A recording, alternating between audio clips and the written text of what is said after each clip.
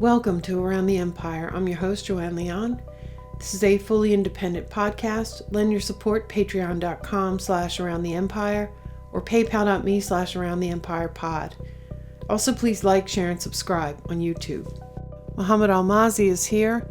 The long-awaited extradition decision for Julian Assange came on Monday, January 4th, 2021, and it was followed by a bail hearing 2 days later. These recent days have been an emotional roller coaster for Assange supporters, and many were surprised, even shocked, by both decisions. Mohamed Elmaazi continues to be one of the foremost journalists covering the case on the ground at the Old Bailey Courthouse, in a press annex, or in other nearby locations, attending via video link as required during the COVID lockdowns.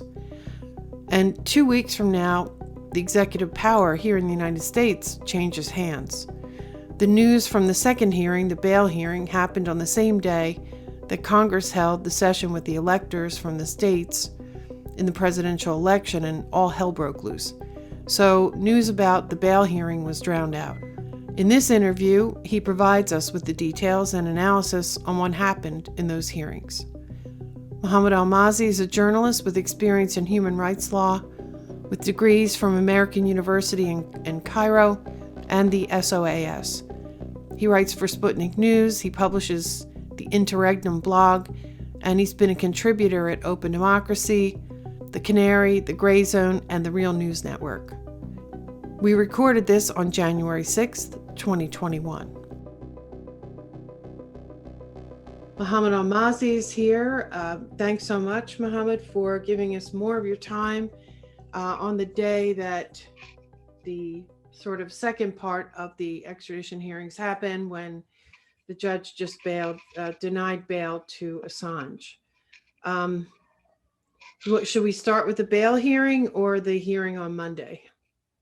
We should probably makes more sense to start with the hearing on Monday, since you've already given told listeners of the judge's decision about bail, because everybody has heard one that. follows from another. Right. That's blasted all across the headlines, so I think everybody already knows the outcome of it, but probably not the details. I suppose we could give a very quick overview of the decision to refuse extradition, to discharge the extradition order. It's important for people to understand that although the judge did discharge the extradition order, which would result in the release of somebody held in pretrial detention, the judge did so purely on health grounds, that Julian Assange was a very high suicide risk, and she believed that the conditions that he would be held in prison pre-trial in the United States, as well as if he were to be convicted post-trial detention in the United States, would likely result in not only self-harm but suicide, and that she was not convinced that this would be sufficiently mitigated against. She accepted evidence that he was on the autism spectrum, albeit on the high functioning end. She accepted evidence that he suffered from both mild and severe clinical depression. And of course, those terms have different terms in how people might use it every day. So even mild clinical depression is not just like feeling somewhat down, right? For people to understand. She accepted that this shifted, and at times he improved, but that overall, even with whatever family connections that he might have, would be, of course, greatly reduced in the United States. That she wasn't convinced, given the evidence she heard about not only Assange's health, but about the US prison system and the facilities where he would likely, if not certainly, be detained, the imposition of solitary confinement, as well as the implementation or imposition of what are known as special administrative measures, which the United States has been using with ever-increasing frequency, especially since 9/11. In any case, they designate a national security case, possibly even some others that don't designate a national security case. That being said, all the other charges, all the charges that they relate to Julian Assange's role in obtaining and publishing classified US documents. She accepted the prosecution's narrative that permitting him to be extradited to face those charges would not be an undue infringement of freedom of speech, freedom of the press, the right to fair trial, due process. She also said that she found insufficient or no evidence of political interference by the Trump administration, no evidence or no lacking sufficient evidence that the prosecutors were behaving in any way other than in good faith.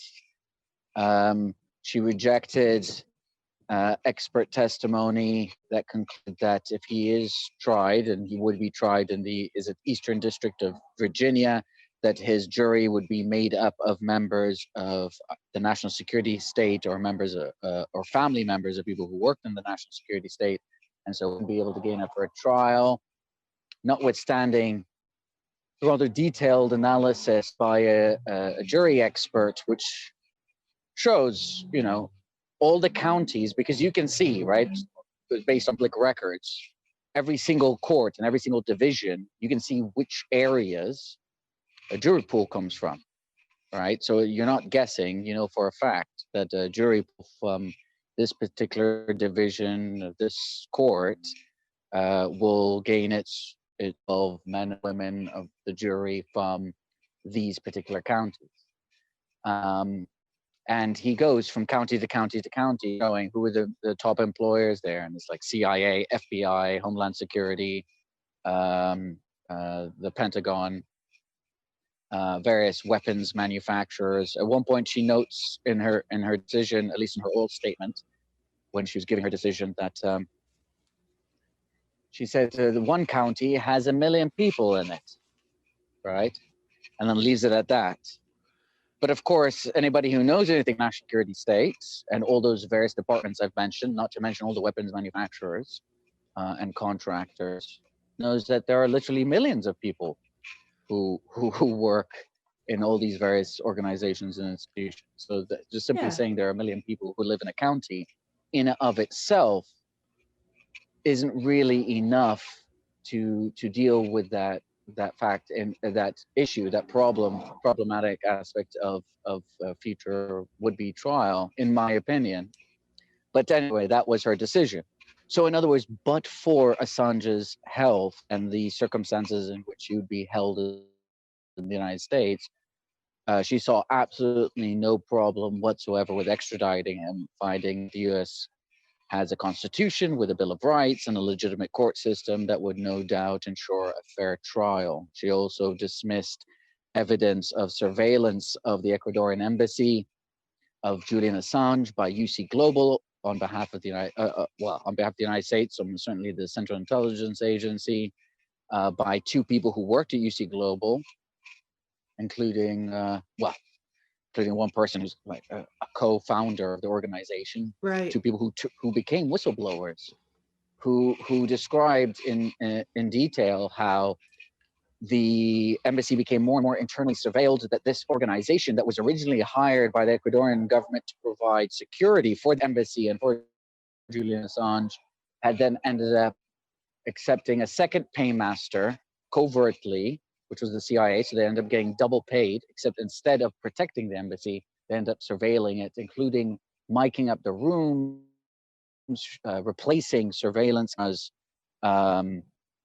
that were just there recording video to include audio as well, instructing staff that if they're ever questioned by anybody, which they were, including people who worked at the embassy, that they were to be told that there was no audio recording.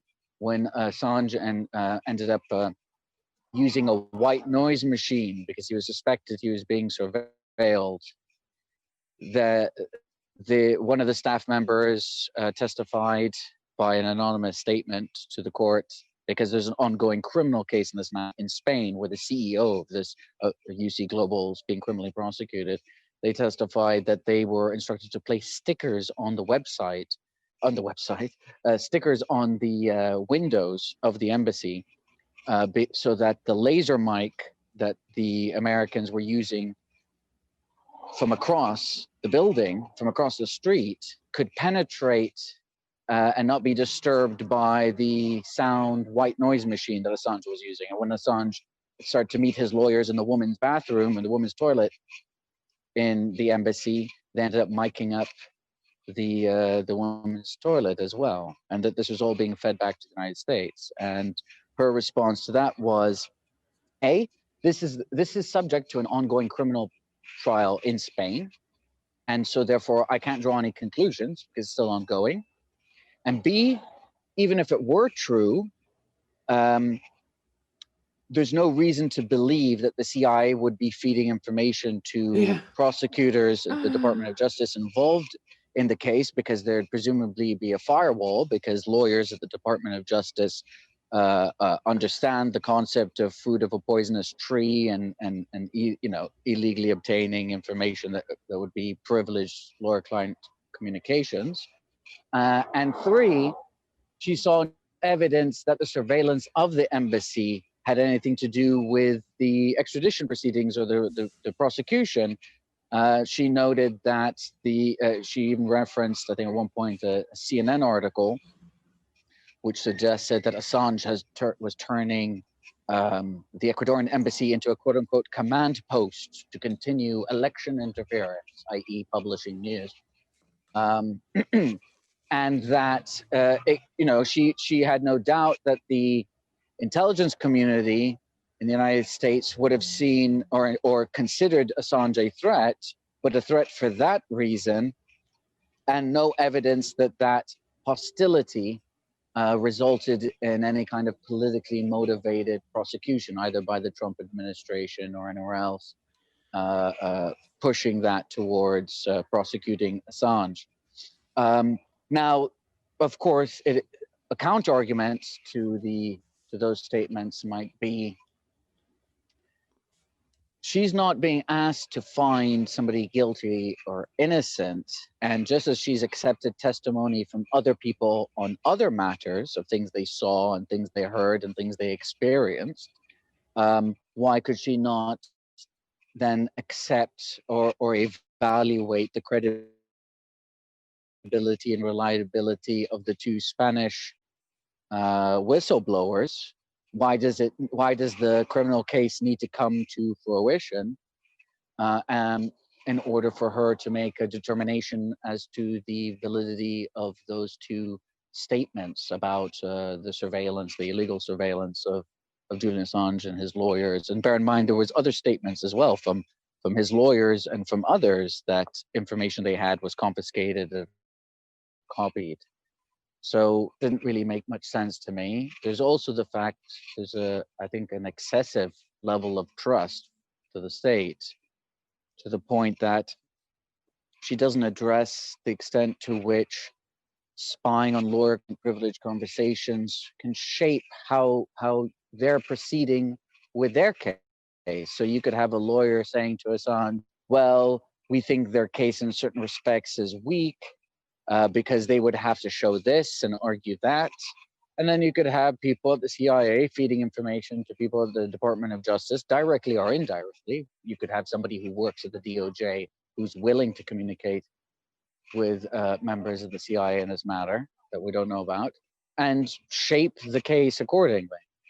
Not to mention the fact that level of violation, I think, displays I think at least decent grounds for abuse of process, for politically motivated prosecution, as well as just for the lack of the chance of having a fair trial, because now you have one side that knows far more than the other. So but anyway, that was her decision. Now, shifting to the bail. Do you have any questions before I shift to the bail application? I just wanted to clarify that. So essentially, other than the health reasons and the likely treatment that he would get in U.S. court systems, she rejected pretty much every argument of the made by defense. The defense. Yes, that's true, yes. right? She yeah, exactly right. She rejected. It was only on one ground. It was the combination of his treatment in the U.S. prison system, or likely treatment of the hands of the U.S. prison system, combined with his condition, right? His combination of being both autistic, suffering from depression, and she sought to distinguish the treatment he's receiving at Belmarsh prison from what he would receive at the ADX, for example, in Alexandria, Right. the ADX detention center in And Alexandria. okay, yeah, let's. I just want to recommend that people listen to. This is episode 201. Go back to episode 200 where Mohammed and I go into more detail about some of these charges, and some of them are provably false that the prosecution was making. Like there's documented evidence. Others are logically false, or it's to me it was shocking that she accepted every single one of those arguments by the prosecution, and it was a bad sign. But anyway, I mean, and on a certain level, though, it's almost like it's a matter of interpretation, right? So the Espionage Act basically criminalizes obtaining, possessing, or publishing national defense documents without authorization. So that, I mean, that clearly violates any ability to do investigative journalism, which is why, as a general rule, historically, even as grotesquely as the Espionage Act was used in the First World War against people who spoke out against the First World War, in my opinion, a clear violation of the First Amendment. I mean, very clear violation, but the courts didn't agree at the time. They considered opposition to World War I as being beyond the pale. Oliver Wendell Holmes, the then Chief Justice, along with, I think, Brandeis and others were there, and the Supreme Court came out with a decision where the popular expression, freedom of speech, doesn't permit one to yell fire in a crowded theater, where the fire was opposing war, right? Opposing the U.S. involvement in the First World War. And around 3,000 people were prosecuted, tried, and convicted, and with their appeals being appeals being denied or refused. But that was 100 years ago. And since then, the Espionage Act has largely not been used, or when it has been used, it's been used against people who are accused of leaking, at least people who work for the state. And then more recently under Bush and then Obama administration, against both whistleblowers and then threatened, if you like, hanging over the head of journalists. But this will be the first time that it's used against a journalist, and being used against a journalist and a publisher. And the judge went to great pains to detail why she believed that Julian Assange was moving as a proper journalist if the allegations are proven. Because that's the point. It's not for her to say he's not a proper journalist, right? Because she's not meant to be a finder of fact in that respect, although there has already been other judgments, right, in the States and here, which recognize Assange as being a journalist and WikiLeaks as being a publishing outfit, but that's a separate matter. She ended up essentially saying that if the state can prove that he engaged in these various behaviors, for example, I mean, there's a whole quote of allegedly assisting Chelsea Manning to crack a password hash. She ended up saying that, okay, that this is disputed. The defense expert who worked for the U.S. Army digital forensic team for like 20 years and who poured over the entire transcript of Bradley Manning, or then Bradley Manning, but now court-martial, and who was an expert in the computing systems that were used at the time, basically said that cracking the password hash was neither possible nor necessary for Bradley Manning to access any of the documents she accessed, and that this is fully well known, that all these people, that tens of thousands of people working for the U.S. military had access to the documents. But she said, okay, well, this is a matter of dispute because the prosecution is disputing this, so this is a matter for trial, right? But of course, the reality is, in a trial in the States, it's irrelevant because essentially the vast majority of the charges against him, which, tally up to 175 years in total, are just, did you obtain national defense documents? It's like, yes, okay, guilty. Did you possess them? Well, I obtained them, so that I possessed them. Great, okay, guilty. Each one of those charges, there are many of them, are 10 years, maximum 10 years. And did you publish them? Well, yes. Okay, guilty. So on the one hand, you have all the charges. On the other hand, she'll be saying, well, this matter of dispute would be to dispute at trial.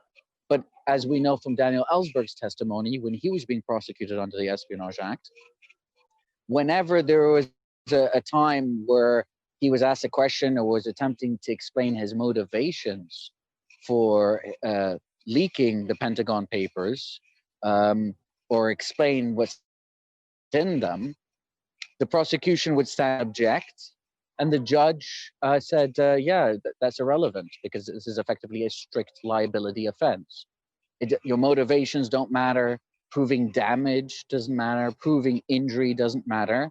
All you have to do is prove, was the act itself committed? And so, yeah, so that's, we have these sort of contradictions of on the one saying, you know, someone should be able to be tried, but I'm sure he'll be able to get a fair trial. On the other hand, sort of ignoring, or not ignoring, but maybe accepting the fact that these are strict liability offenses while still saying these are matters to be raised at trial. Yeah, it's interesting that she selectively the defense decided. also, yeah, go ahead. Yeah. She seems to have selectively decided to address some of the issues and in defense, and others, you know, she didn't. She just pushed off, which is kind of interesting in itself. Well, one of the things that she'll say is, okay, we have an Official Secrets Act here, which you don't in the States, right? And under the Official Secrets Act, once upon a time, there was, in 1911, the original version, there was a public interest defense.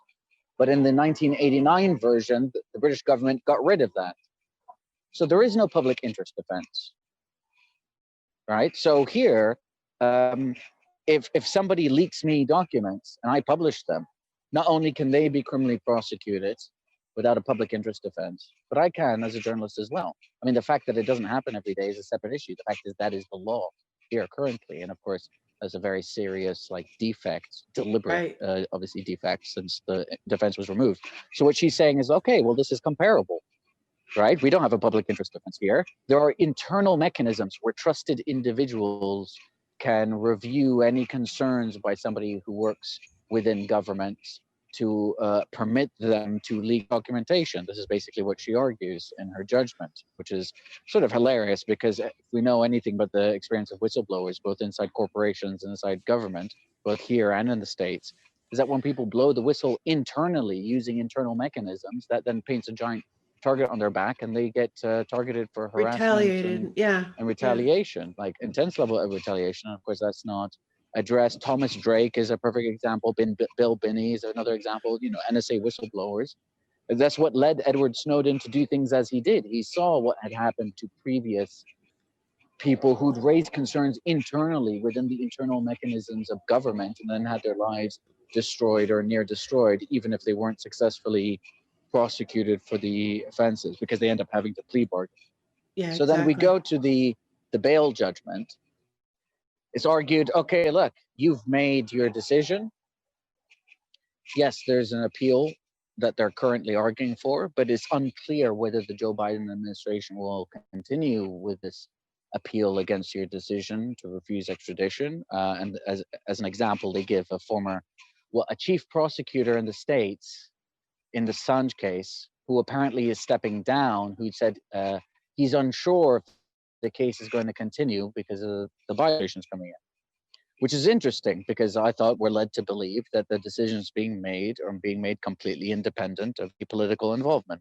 So why would the key prosecutor make any such comment, right? And they tell this to the judge. I was very surprised they brought up Biden. Yeah. Yeah. And so they don't tell her this to argue what I've just suggested. I mean, I don't know, perhaps in the written submissions, because you hear bits in oral submissions, but she's already received written submissions, right? So they're making oral argument. I didn't hear them argue that doesn't this lend itself to the ideas of political prosecution, because bear in mind, she's already ruled on that now. She said no evidence. She's made past her judgment. This is just about bail. So they're saying, well, look, we don't even know if this will continue. He's been incarcerated for a long time. Yes, he absconded while bail when he sought and obtained asylum, which is an internationally protected right. You're permitted to do this by law. But the situation is completely different, they argue. One, now he's got a fiance and 2 young children.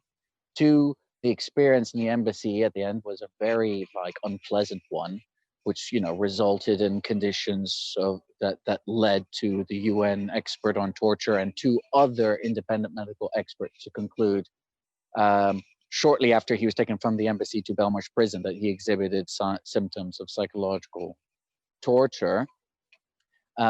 Also, he has protection here now because of the decision that he wouldn't have anywhere else, because the US government could just seek to reinitiate extradition proceedings via any other country on the planet. He goes to another country, he could then be rearrested for the 2 requests made by the United States. Yeah, including so Australia. He's got family ties.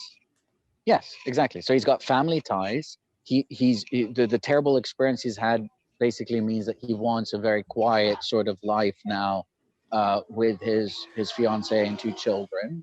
And for reasons of basic liberty and justice and human rights, and they quote various sections of the Human Rights Act, he should be freed because he's now been in pretrial detention for 15 months post his 50-week sentence for absconding while on bail. And now there is no basis there, not to mention the fact that it is very rare indeed, assuming it's ever happened, for I'm unclear in fact if it's ever happened, so that's why it's very rare, because it may not have never happened, for there to be a successful appeal of a decision to refuse extradition based on health grounds in the matter in which she's made them, right, under the section of the relevant legislation that she's made it. Right. Which is a big deal. That seems like a pretty big deal, right? Yeah, I agree. It would be unprecedented if someone overturned an extradition decision. Yeah. Based on on that point, based on precedent in the country of it just not, because in a sense she's the trier of facts. It's not a trial, right? It's an extradition hearing, but she's the one who makes conclusions, right? So what you'd have to do is you'd have to appeal on a point of law. Now, what the prosecution argued, and they actually started to go into the details of their appellate argument. At one point, she ended up interrupting and saying, "Okay, look, is this really the place for you to go into detail of the various arguments against my decision, since this is a bail hearing?" But we could hear many parts of the argument, of the appeal, which was that the threshold that she applied, that it would be impossible to guarantee that he wouldn't commit suicide in the States, was too high. There's too strict a test, and it's not the relevant test in law. The prosecution also argued separately, setting aside from the appeal. They say, okay, well, I mean, it's all connected to the appeal, obviously. That's why they're opposing bail, right? The reason that you want to keep him in prison is on the basis that you're saying that if he gets out of prison, there's no guarantee that he won't be able to flee somewhere, and we have a right of appeal, and our appeal will be frustrated if we get a positive decision on appeal, but he's disappeared. Right. They point out in detail his assistance of Edward Snowden, something that she pointed out in her judgment, actually. They went into detail about how Julian Assange and WikiLeaks assisted Edward Snowden to avoid arrest after he blew the whistle on the mass warrantless wiretapping and surveillance being conducted by the GCHQ and the National Security Agency. They also, of course, went through his history of how he absconded before. They said he has no moral grounding that to prevent him from doing so.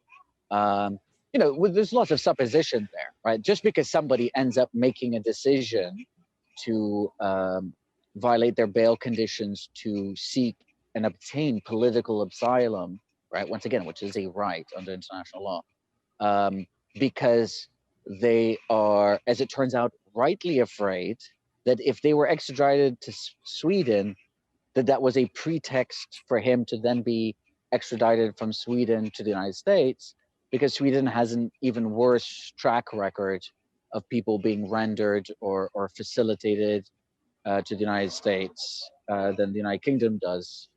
there is a bit of a stronger ability for people to resist extradition despite the unbalanced extradition treaty with the United States, is compared to a country like Sweden, where it has a worse track record. It had even been criticized either by the United Nations or the European Court on Human Rights for its involvement in extraordinary rendition, where that's basically a process whereby it's basically a CIA practice where somebody gets kidnapped from one country to be taken to a third country for the reasons of being tortured. Rendition is when you're kidnapped from one country to be taken to a third country, but if it's for torture purposes, that makes it extraordinary rendition, right? Another word for like kidnap for purposes of torture, I suppose, is a less technical term, but of course they're not going to use that language, are they? Right? So they make up more technical sounding terms.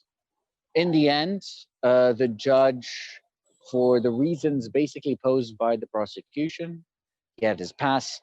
Basically, he absconded before. I'm not satisfied that he won't abscond again. I'm satisfied that his treatment in Belmarsh prison is adequate and satisfactory. She didn't really seem to truly address the various human rights grounds raised, but that it's not fair for the prosecution to not be able to know where Assange is. And Assange has proven his willingness to ignore the fact that people put up for bail and to ignore the rules because he skipped bail in the past. Because he can't focus. And because he can't make any of the public interest arguments, then that kind of goes against him too on why he absconded bail and went for asylum. So it's like that wouldn't be public interest. That's not public interest argument. That is fear of, because at the time the British Supreme Court, because it was appealed up to the Supreme Court, said that he had to be extradited to Sweden, and they said they found no evidence of a secret U.S. indictment against him. Right, so he was being given information that there was a secret U.S. indictment against him, which it turns out there was. But the Supreme Court A found that there was no evidence of it, and B, they interpreted very strangely the European, basically the EU rules on extradition between EU member states, right? Because at the time Britain was part of the EU and so was Sweden. They interpreted it in a way that said that he could be extradited to Sweden even though no charges have ever been filed against him, just for the sake of a preliminary investigation. And I'm pretty sure, if I remember correctly, they, for the first time that I've ever heard of, they used a French interpretation of the rules rather than an English interpretation of the rules. This ultimately resulted in Parliament changing the law or clarifying it, depending on your perspective, to make clear that this couldn't happen again. But they didn't make it retroactive so that the man, right, because it's informally known as the Assange Amendment, right? So that the man who is the reason why this amendment was necessary didn't actually end up benefiting from, to make clear that basically if Assange faced the exact same situation with Sweden now, the Supreme Court couldn't have declared that he should be extradited to Sweden, but he didn't benefit from that. And by the way, it is possible to have retroactive application of the law, especially if you're talking about enhancing people's rights. You're not talking about reducing people's rights retroactively, but or putting them in line. So there's so many mitigating factors to his decision. And this is the irony. So at the time it was, no, you've got to go to Sweden. There's no evidence you have anything to worry about other than just the investigation in Sweden. And then once it's proven that there was a secret indictment and he's facing 175 years in prison for publishing classified documents which exposed all manner of war crimes and malfeasance, it's like, well, now you really have a reason to try to avoid extradition, and so therefore you can't be trusted not to skip bail because you're going to be motivated now because that's the reason you gave for absconding last time. So it's really amazing. Just right? the because twist... if he didn't abscond, then he'd almost certainly be in the States by now, right? Yeah, exactly. From being rendered from Sweden. Yeah, he was mocked for saying that for years by a lot of people. You know, both just the sort of trollish kind of people, but also officials and everything. And it, you know, it turned out to... Jared Ball of the is it Bureau of Investigative Journalists or no, a different organization. he worked with WikiLeaks to expose war crimes shown in various documents that were published with the Bureau of Investigative Journalists. He wrote an opinion piece for The Guardian while he was in the embassy, and the headline of which was "The only thing that Assange has to lose from leaving the embassy now is his pride, or to risk is his pride," right? So that's a piece that's aged well. And so basically he benefited from it. Now he works for an organization that seems to primarily focus just on Russiagate. I mean, it's supposedly an investigative organization, but it's basically a Russiagate organization, but the British version of it. So it's, he benefited, and then he just threw us under the bus and just threw Russiagate aspersions all over the place. Yeah. So I have a couple questions before we end. So which appeal hearing comes first? Because we have the prosecution is going to appeal to still try to extradite. And Assange's defense team say they're going to appeal the bail decision.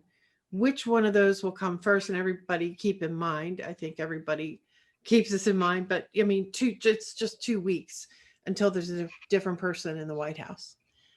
Yeah, so which I think is a big factor, by the way. But anyway, go ahead.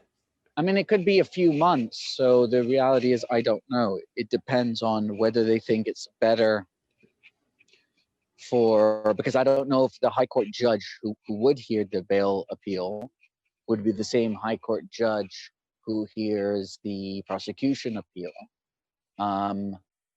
It might be, and so that might depend on whether or not the prosecution has to present its case, and then the defense. And then if the High Court judge thinks that on balance, prosecution has a very tough hill to climb, maybe decides on balance to grant bail or not. But the honest answer is I don't know. It depends on a number of factors.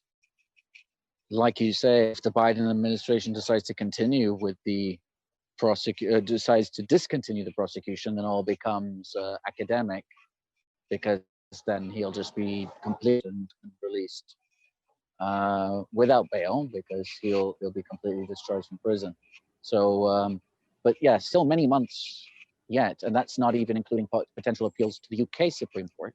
Bearing in mind that if the prosecution wins at the High Court, I could imagine the defense then having to appeal not only, unless the rules don't allow this, but not only the health grounds loss if the prosecution wins at the High Court, but then all the other charges, right? Remember I said that all the other grounds they lost on. So they might have to relitigate the legal basis of all the other charges as well before the Supreme Court. And then that would be the final court of appeal for the prosecution. But if the defense loses at the Supreme Court, they could potentially win at the European Court on Human Rights. But there's not a very good chance of an appeal on the bail hearing and him getting out of prison. The chances of that don't seem too high, do they?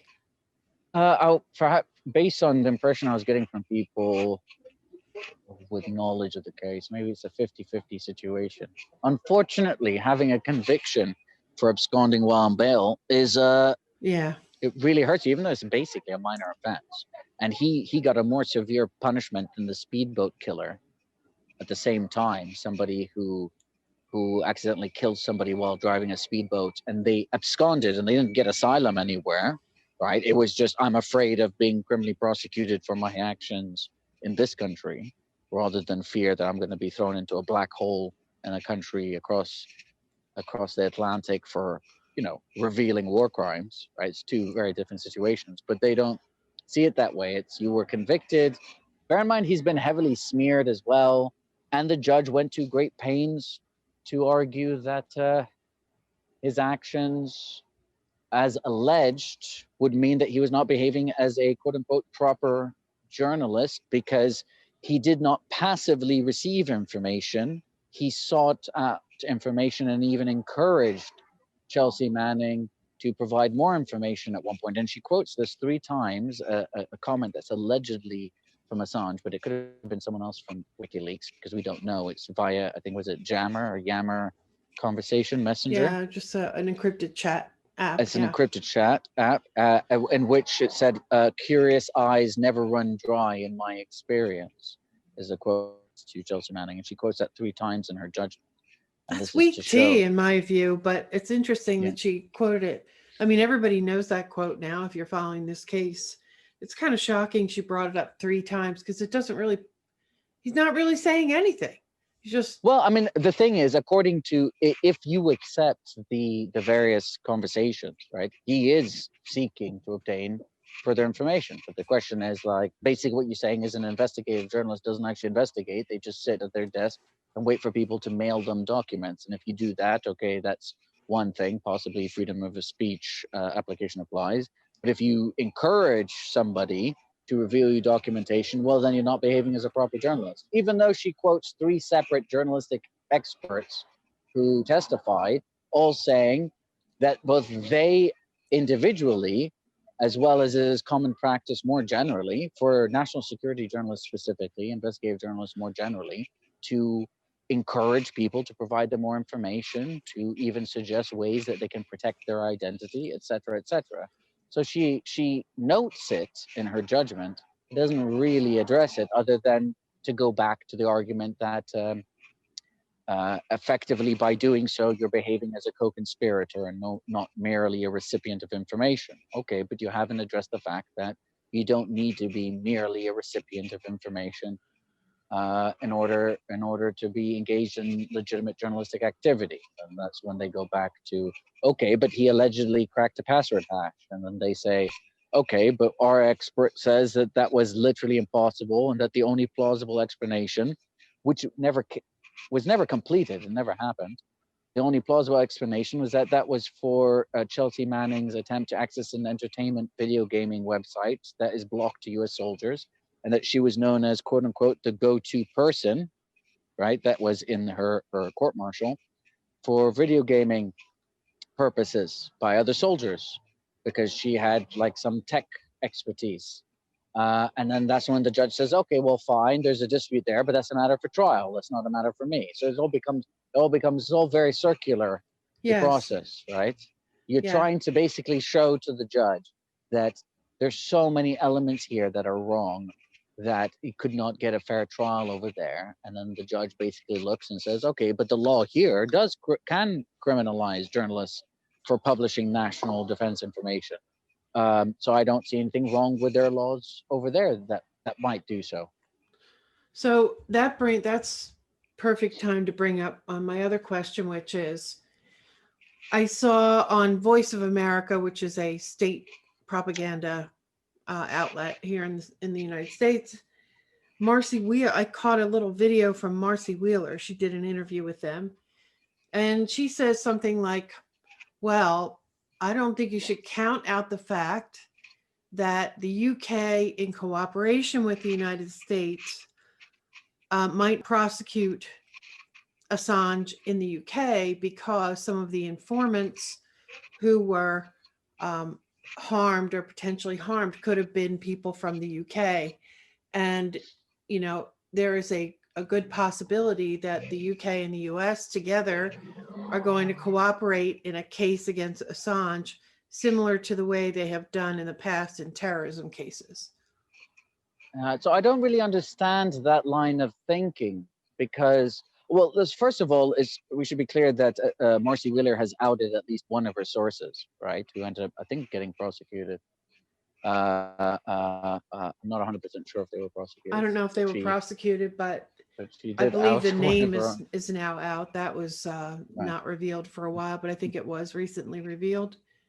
But more specifically to the contents of what she said, I mean, that's pure speculation. First of all, even her own judgment noted that the prosecution admitted they had no evidence anybody came to actual harm, right? They had evidence that some people they couldn't get into contact with, and but what would that have to do with the UK? The vast majority of the documents are US documents. So you're saying that the UK would rather not prosecute, but I mean, why would that not equally apply in the States? That a prosecution, and why would a prosecution reveal the identity of sources, right? I mean, the documents are out there. They've been out there now for 10 years, right? So why would a prosecution suddenly reveal the identity of sources? Number one. Number two, why would it be more likely to happen with a UK prosecution than it would in a US prosecution, right? Considering the fact that these were US documents. So if that were to happen for some reason, surely that would be an increase likely to happen with a US prosecution. And thirdly, these aren't these aren't British documents, right? So why would he be able to be prosecuted by British authorities to begin with, considering the fact that these were documents passed on to Julian Assange or to WikiLeaks by Bradley Manning that were US documents, the Guantanamo Bay detainee files, the Afghanistan and Iraq war logs, and the US diplomatic cables. But fourthly, yeah, sure, they're cooperating together, but they're cooperating together not just on terrorism, they cooperate together on everything. Britain is part of an Anglo-American transatlantic Western Hemispheric alliance. It has been solidly since at least the Suez Crisis, if not a bit before. Once Britain was no longer able to maintain its empire and the US was overtaking it, the British ruling class very clearly saw and then had to accept pragmatically that if they wanted to maintain their position in the global hierarchy and maintain their slice of the pie, or at least enough of a slice of the pie, that they would then work as a junior partner within the US imperial umbrella. And that's basically what it comes down to. Yeah. I mean, that's why they end up attacking Chinese or blocking Chinese firms and targeting Chinese firms or Russian related matters. It has nothing to do with the genuine interest among the majority of the British ruling class. It's the Trump administration was putting heavy pressure on them to do it. And so even though there was no evidence that I don't think I'm pronouncing that correctly, though, the Chinese tech company that is building the 5G infrastructure. Huawei, I think. Huawei. I always mispronounce it. Is building the 5G infrastructure in the UK, ended up having to stop doing so to great cost of this country. I don't think any of this stuff should be privatized anyway, in Chinese hands or any other hands, right? But that's a separate issue, right? I think all of this, all infrastructure and utilities should be publicly owned and publicly controlled, democratically controlled, and outside of the hands of for-profit system altogether. But setting that aside, it wasn't because the British national security experts or GCHQ, what have you, suddenly determined that they posed a grave threat. It was literally because of the pressure posed by the United States. And they say, okay, fine. They end up saying, like, although Britain, I think, sees a future alliance with China, right, because of wealth and power and so rising economic power. Course, yeah. Although they see it is still largely within that, like I say, American-led imperial umbrella, and so that's the basis of the decisions. Just because they revealed what they revealed doesn't mean that it doesn't. Okay, it may not have impacted them as much as it did the Americans, but it would be almost like a proxy trial. I mean, all right, if you're not going to extradite him here, well then you guys just do it over there. Well, it's not, it's not like they're normally these great human rights defenders anyway. You know what I mean? This is the British state, right? So like, it shouldn't be surprising to anybody that the British state is collaborating they've worked on other extradition cases, facilitated other ones that were, far less. I mean, like Lori Love, accused of hacking into various computer systems in the States. And there was somebody else as well who had Asperger's looking for proof of aliens. There's no evidence that of malicious intent and what have you. And they'd be facing decades in prison. Basically, you don't have those kinds of sentences here for the same or equivalent offenses. And it took a massive public campaigns to compel basically the Home Secretary to use an exception in the law to prevent extradition in one of those cases, but then that exception was removed after that. So if they're prepared to do it in those cases, to send basically these people who are essentially harmless to face some kind of horrific federal prosecution system in the States where, you're found guilty, sentenced to like 40, 50 years in prison and thrown to some black hole because you just hacked into some computers and looking for like proof of alien life or whatever it is, or allegedly did so. The fact that they were prepared to go along with that in those cases where you don't have the same kind of political implications, why should it surprise anybody that they'd be prepared to go along in this case? It's no skin off their teeth. You know what I mean? They Yeah. don't care. Yeah, I mean, but there's been so many things have been So, twisted with the goal. I think it's in my opinion, logical to say that the main goal was just keep him locked up. He's a threat to the establishment, the ruling elite, if you will, and they're just trying to find ways to keep him locked up. And it's a special, quote unquote, special relationship. So it's getting more and more special all the time. The kinds of things that they're doing are just bizarre. But yeah, that was the first time, as far as what Marcy had mentioned, that was the first time I had heard it framed that way. I've heard other people express concern that the UK would turn around and prosecute Julian Assange for something, but I hadn't heard it framed that particular way. yeah, why would they prosecute him for publishing, just as the Guardian did, right? Publishing classified US documents. I don't But understand. this whole case has been like that. This whole case has been Yeah, weird like but that. yeah, but it's the United States prosecuting Julian Yeah. Assange for publishing classified US documents, and the UK merely facilitating its role in seeking to help with the extradition of the defendant. It makes no sense. I don't understand even what the jurisdictional basis would be. So I don't know where she's getting that from. It seems to be a very strange.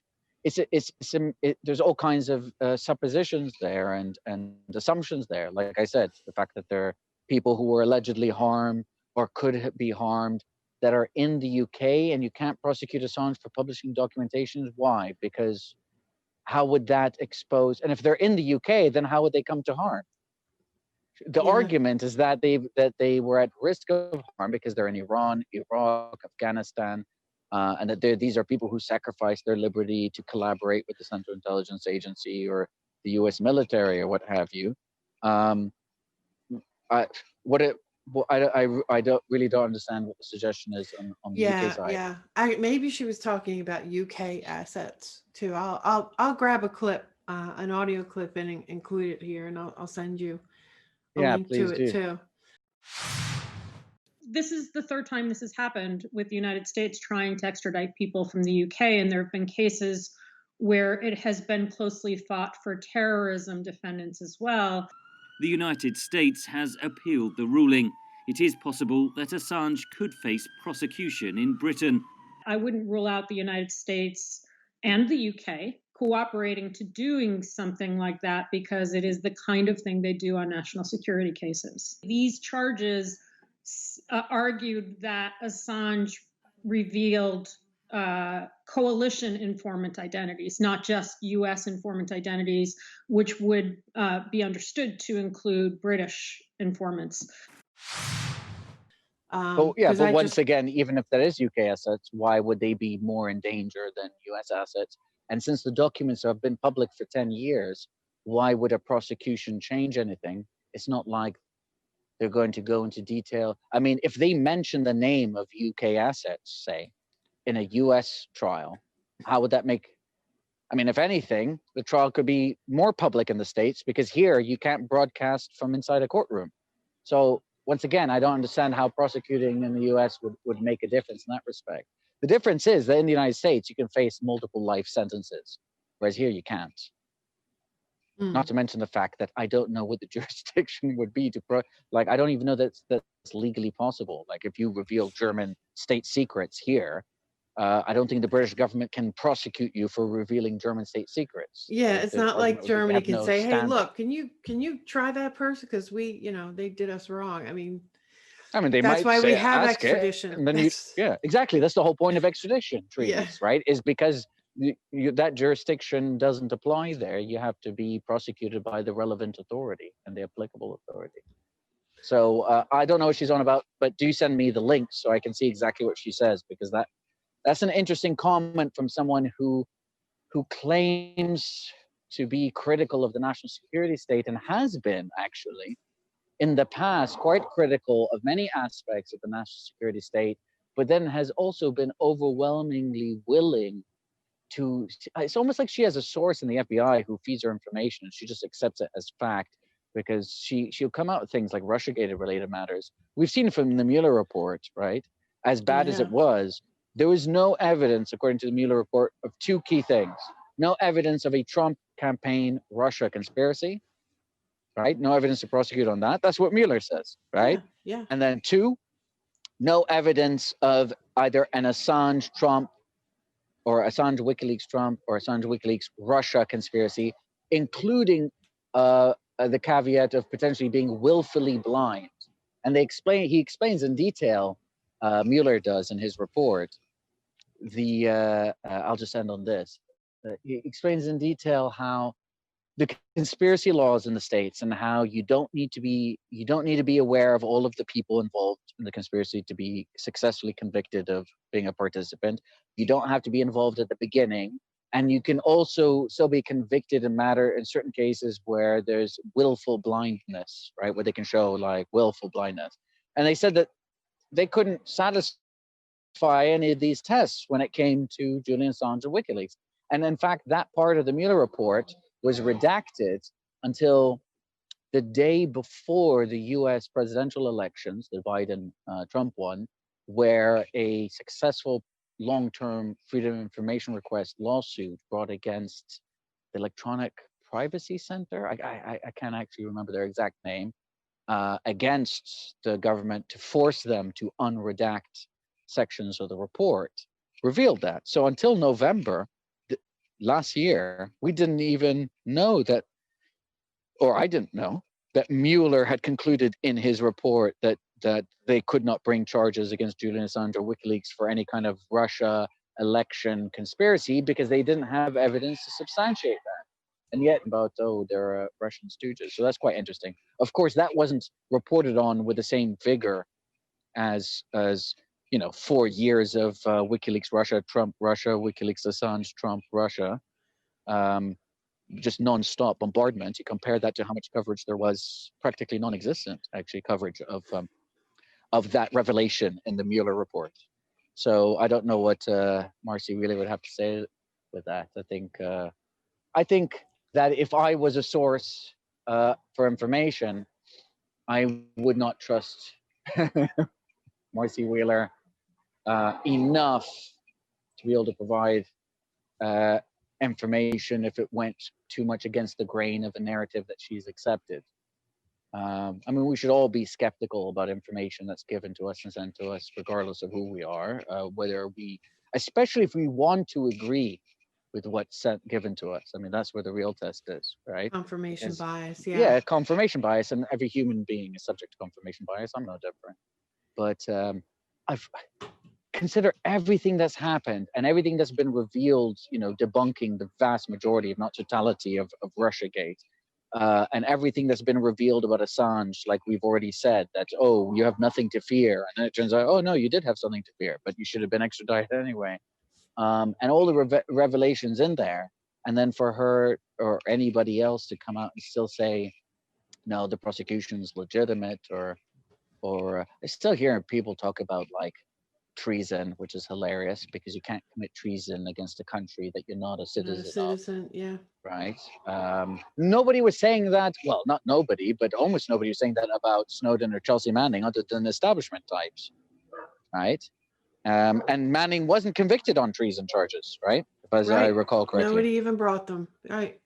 Right. Well, were they not brought, or was she found not guilty on them? I think there was an aiding and abetting of the enemy that she wasn't found guilty on. I think there might have been a treason charge or something akin to it, but she was found not guilty on that. And she was found guilty on other offenses and sentenced to 35 years. In the end, Obama commuted her sentence, but then she re-experienced the hellish experience of solitary confinement for refusing to testify at a grand jury, a year in solitary confinement, and I think a suicide attempt as well, which I believe was cited by the judge in her judgment finding against extradition Julian Assange. So it's very interesting how she found very compelling and convincing the expert testimony on the health grounds, but essentially not convincing all the other testimony on every other ground.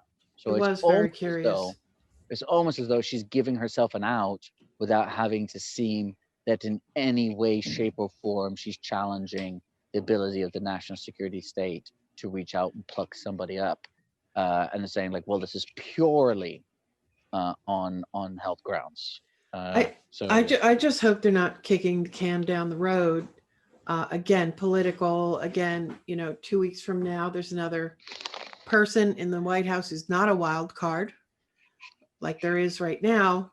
Like I was afraid that it was going to be sort of reducing the pressure for the pardon, but I have a lot of thoughts on it.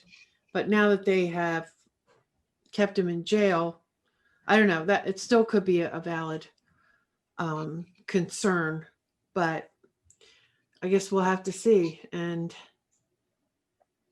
it was, I don't know, it's hard to, everybody's been assessing how much of a victory it is.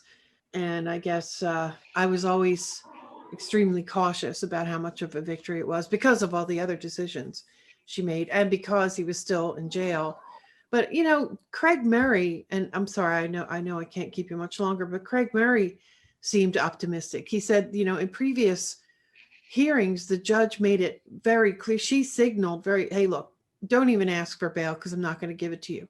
But this time, all she did, if I'm understanding correctly what happened, is she, to the defense, she said, well, they were going to file a bail motion right then and there on Monday. And she said, well, why don't you just give it a couple days and, make sure your case is prepared well.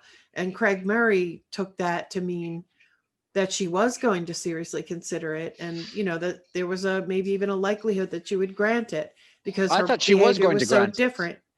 Yeah, I thought she was going to grant it. I prepared my initial piece on that basis, and then had to, as it became more and more clear that she wasn't going to grant it, I was speedily changing my piece before publication.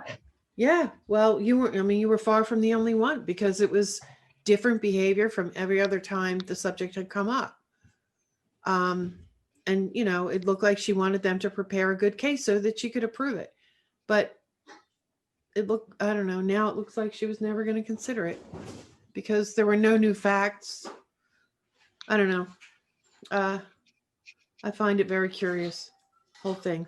But I really appreciate your giving us the details. One more. This should be very quick. It was sort of a discussion I was having. Could you see Assange when the decisions were announced on Monday and on Wednesday and today?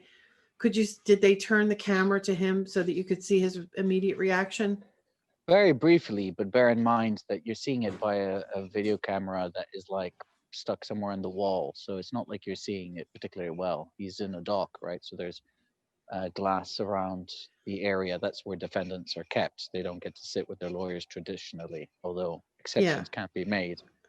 So I was, when I basically when I'm following, because I'm having to live tweet as well as prepare a piece, I'm just listening. I'm not your watching. eyes aren't on there all the time. Yeah, my eyes aren't on there. I'm literally, I've just got plugged in. In fact, I don't even have the video in front of me. I've got it minimized because I'm having to type away and copy and paste and all the rest of it. So I have to decide, in order to do certain things, I can't do other things. Yeah. Right? Yeah. So you didn't really see, because I heard conflicting information. One person said that Assange had absolutely no reaction at all when the denial of extradition was announced. And someone else said that there was a broad grin, but that may have been later. So I was just curious how he reacted. But maybe somebody else saw it, or maybe it wasn't even easy to distinguish from the video feed. But again, I really appreciate it. I will include all of your information, or if you want, just real quick, just tell everybody where to find you, how to support your work. Okay, Twitter at Elmaazi. If someone wants to support my work, they can either share it. If they want to donate via Patreon, they can via my website at theinterregnum.net. That's INTERREGNUM, interregnum. and that's my blog page, but I publish primarily for now via Sputnik, as well as sometimes other websites as well on occasion. Alrighty, and all that will be in the show notes. And thank you so much. I really appreciate it, Mohamed. You've No done problem. really incredible work and an enormous amount of your own time and energy invested in this, and everybody appreciates it. My pleasure. Thanks for listening. Special thanks to Mohamed Elmaazi. Follow Mohamed on Twitter at @melmazi. Find his writing at Sputnik News, The Canary, and visit his blog, The Interregnum. This podcast, independent media, so listener support's really important. Patreon.com/AroundTheEmpire, PayPal.me/AroundTheEmpirePod. You can find the podcast on any mobile podcast app or on the website AroundTheEmpire.com, on Patreon, or on YouTube. If you're listening on YouTube, please like, share, and subscribe. Follow on Twitter @AroundTheEmpire, and we'll see you next year. Thanks so much, everybody, for support. I wish you all very happy holidays to you and your family and your loved ones, and I wish you all the best in the coming year.